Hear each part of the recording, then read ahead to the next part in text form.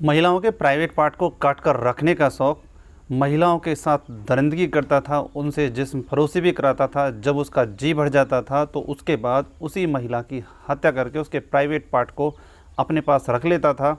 एक महिला के सबके 56 टुकड़े किए, जिनमें से कुछ मांस के टुकड़े पका कर खाए और कुछ को घर में दफन कर दिया। उनके खून से घर में पूरे छींटे मारे गए। ये शख्स इंसान नहीं, नरपिशाच था। आखिरकार इस शख्स ने एक 75 साल की उम्र की महिला को भी नहीं छोड़ा, उसके साथ भी दरिंदगी की और उसकी निर्ममता से हत्या कर दी। आखिरकार इस शख्स ने ऐसा क्यों किया? इस शख्स के ऐसा करने के पीछे कौन सी ऐसी वजह थी? घटना की पूरी सच्चाई जानने के लिए वीडियो में अंत तक जरूर जुड़े रहें। आपके साथ मैं बंटी रावत। दरअसल ये मामला एक ऐसे शख्स का है जिसका नाम मोहम्मद सफ़ी होता है, जो कि पेशे से एक तांत्रिक होता है। आस पड़ोस के लोग उसे अच्छी तरह से जानते हैं, पहचानते हैं। बावजूद इसके उसने कुछ महिलाओं को इस तरीके से अपने झांसे में लिया जिससे कि उनके पास बहुत सारा पैसा आ जाएगा।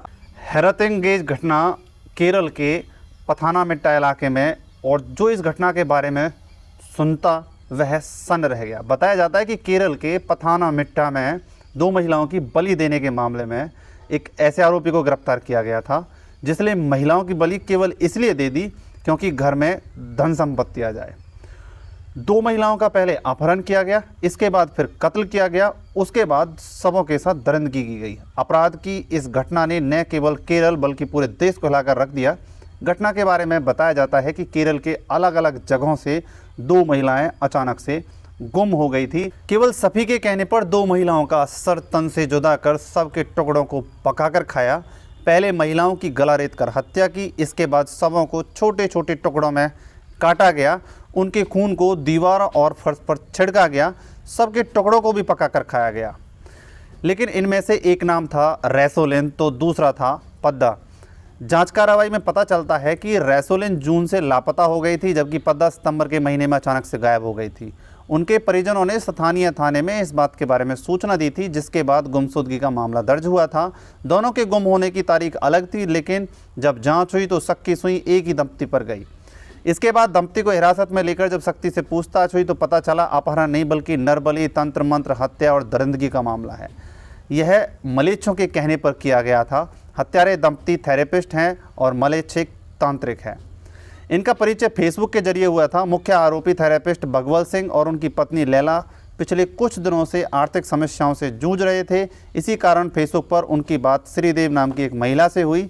श्रीदेव महिला नहीं बल्कि एक तांत्रिक मोहम्मद सफ़ी था, जो श्रीदेवी के नाम से प्रोफाइल बनाकर उस महिला के संपर्क में आया था। इसके बाद तांत्रिक ने उससे रसीद से मिलने की सलाह दी। रसीद भी तांत्रिक सफ़ी ही था। उसने धन संपत्ति घर आने के लिए 2 महिलाओं को पकड़कर हत्या किए जाने की सलाह दी। इसके बाद दंपति ने दोनों महिलाओं का जुगाड़ किया। पहले उसने रैसोलिन से संपर्क किया। मोहम्मद सफ़ी रैसोलिन को एक पॉर्न फिल्म की शूटिंग के बहाने पथानाथिट्टा में दंपति के घर लेकर आया। उसके बाद उसे फिल्म में काम करने के लिए 10 लाख रुपए का ऑफर दिया गया।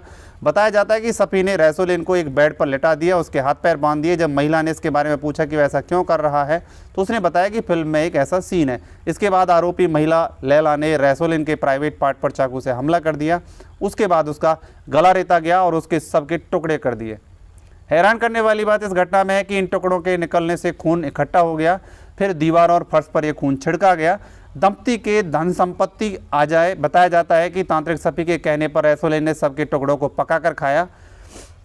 भगवल सिंह और उनकी पत्नी लैला को जब लगा कि सब कुछ ठीक हो जाएगा, उसके बाद भी पैसे घर पर नहीं आए, तो सफ़ी कहता है कि कुछ पाप और भी बाकी रह गए, इसके लिए एक और बलि देनी होगी, इसके लिए महिला एक और तलाश की जाए। इसका जिम्मा एक बार फिर सफ़ी ने संभाला और उसने लॉटरी बेचने वाली पद्दा से संपर्क किया। पद्दा सफ़ी को पहले से जानती थी। जांच में खुलासा होता है कि सफ़ी ने उसे सेक्स वर्क के लिए 15,000 रुपये का ऑफर दिया था। वह तैयार हो गई थी। इसके बाद वह उसके घर आ गई थी, जहां पर भगवल सिंह के घर पहुंचने पर उसे पैसे मांगे। बताया जाता है कि इसी को लेकर सफ़ी के साथ बहस भी हुई। उसके बाद आरोपियों ने गले में रस्सी डालकर उसकी भी निर्ममता से हत्या कर दी। उसके सबके 56 टुकड़े किए, जिनमें से कुछ सबके टुकड़ों को घर में ही दफना दिया गया और कुछ को पकाकर खाया गया।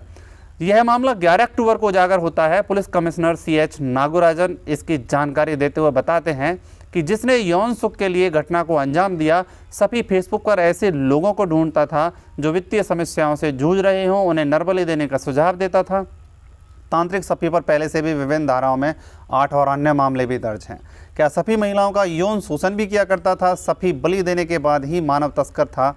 बलि के लिए वह लोगों को बहला फुसला कर लाता था। सफी पर साल 2020 में भी एक 75 साल की महिला से रेप करने का आरोप लगा था, जिसके चलते वह रेप के आरोप से भी अदालत से बरी हो गया था।